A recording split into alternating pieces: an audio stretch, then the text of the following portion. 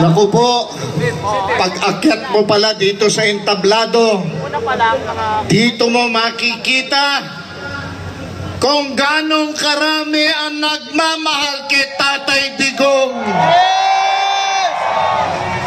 Alam niyo po, kanina nagsalita si Senator Bato de la Rosa. Ramdam na ramdam ko ang puso niya.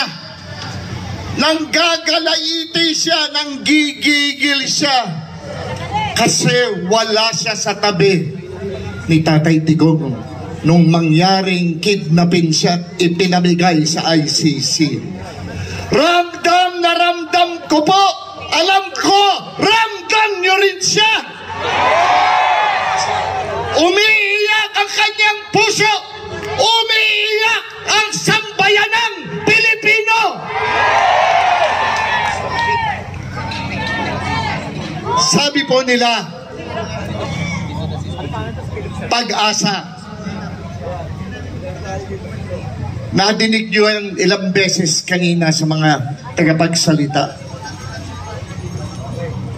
Meron tayong pag-asa dahil malaki ang Diyos natin. At sinisiguro ko sa inyo, kung taimtim kayo na nagdarasal para kay Tatay Digong, makakauwi ang ating Ama. Yes!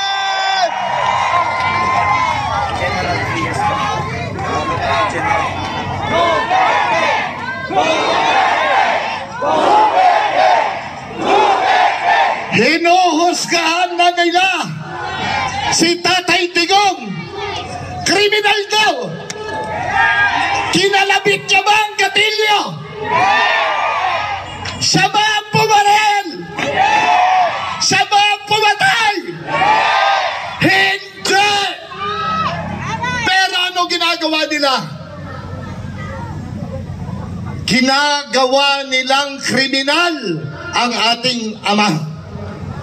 Ang presidenteng pinagtanggol ang mga Pilipino, lalo na pinakamahihirap na mahirap.